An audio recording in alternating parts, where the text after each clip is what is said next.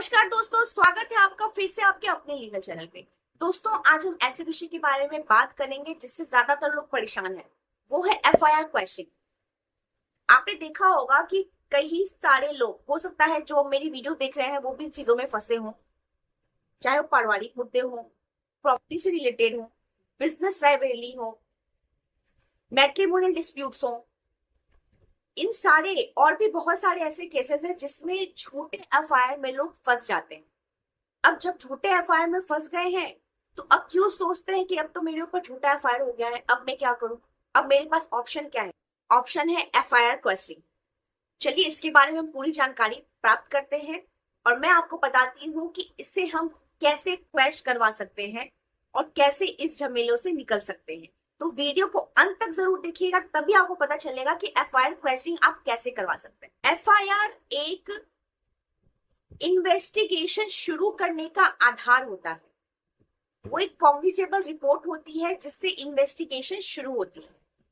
और क्वेश्चनिंग का क्या होती है? क्वेश्चनिंग होती है एफआईआर को पूरी तरह से रद्द करने की, जिससे कि इन्वेस्टिगेशन और ट्रायल दोनों रुक जाए।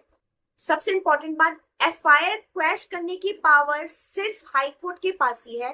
आप बस हाई कोर्ट से ही एफआईआर अपनी क्वेश करवा सकते हैं अंडर सेक्शन 528 भारतीय न्याय संहिता के अकॉर्डिंग। अब हम जानते हैं कि एफआईआर क्वेश्चनिंग किन किन ग्राउंडों पे हाईकोर्ट करती है। एफआईआर पढ़कर लगता है कि इसमें कोई अपराधी ही नहीं है या कोई अपराध नहीं हुआ है। चलिए एग्जांपल के तौर पे लेते हैं कि एफआईआर में फैक्ट्स तो लिखे हुए हैं लेकिन वो किसी सेक्शन से मैच नहीं कर रहे हैं।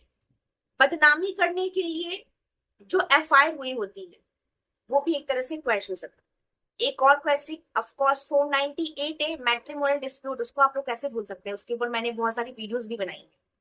चेक बाउंसेस के केस, जो फ्रॉड चेक बाउंसेस के केसेस होते हैं कि पार्टी ने कॉम्प्रोमाइज कर लिया है, ठीक है, कि पार्टी ने कॉम्प्रोमाइज कर लिया है चेक बाउंस के केस में और उसमें एफआईआर हो गई है, तो वो आप क्वेश करवा सकते हैं। और कोर्ट का स्पेशली ये भी कहना है कि अगर दोनों पार्टी राजी है तो एफआईआर हो सकती है, लेकिन ये कुछ कुछ केसेस के लिए होता है, जैसे कि मैट्रिमोनियल्स हो गए और कुछ ऐसे केसेस जिसमें पैसे का लेन देन है और वो दोनों पार्टीज ने आपस में सेटलमेंट कर लिया है, तो वो भी मैटर जा सकते हैं क्वेश्चन के लिए। जैसे कि बहुत सारे केसेस सिविल नेचर के होते हैं, सिविल नेचर के होने के बावजूद भी उनको एफआईआर में कन्वर्ट कर दिया जाता है, तो वो भी आप क्वेश्चन करवा सकते हैं।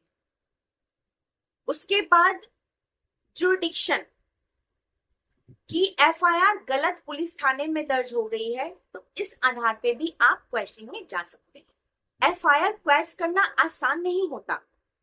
कोर्ट हर झूठे एफआईआर पे क्वेश नहीं करता है। सीरियस ऑफेंसेस लाइक कि मर्डर, रेप, टेररिज्म, इन सब चीजों पे बिल्कुल भी एफआईआर क्वेश नहीं होती है। कोर्ट सिर्फ उन्हीं मामलों में एफआईआर को क्वेश करता है जहां मिसकैरेज ऑफ जस्टिस ना हो, बिल्कुल भी।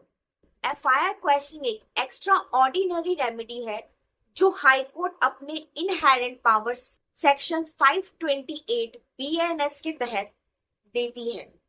और जैसा कि मैंने आपको पहले भी बताया, हर छोटे मामलों पे एफआईआर क्वेश नहीं होती है, लेकिन याद रखिए कि हर केस अलग होता है, हर केस यूनिक होता है और एफआईआर क्वेश आपकी तभी होगी जब आपके पास स्ट्रॉन्ग एविडेंस हो। इसीलिए अगर आपको अपनी एफआईआर क्वेश करवानी होगी तो किसी अच्छे क्रिमिनल लॉयर से सलाह जरूर ले। उम्मीद है आज की वीडियो आपको पसंद आई होगी, तो मेरे चैनल को लाइक करें, शेयर करें और ज्यादा से ज्यादा सब्सक्राइब करें ताकि आपके पास इस तरह की लीगल टॉपिक्स के ऊपर जानकारी मिल सके, आम जनता तक पहुंच सके। चलिए मिलते हैं नेक्स्ट वीडियो में, तब तक के लिए धन्यवाद।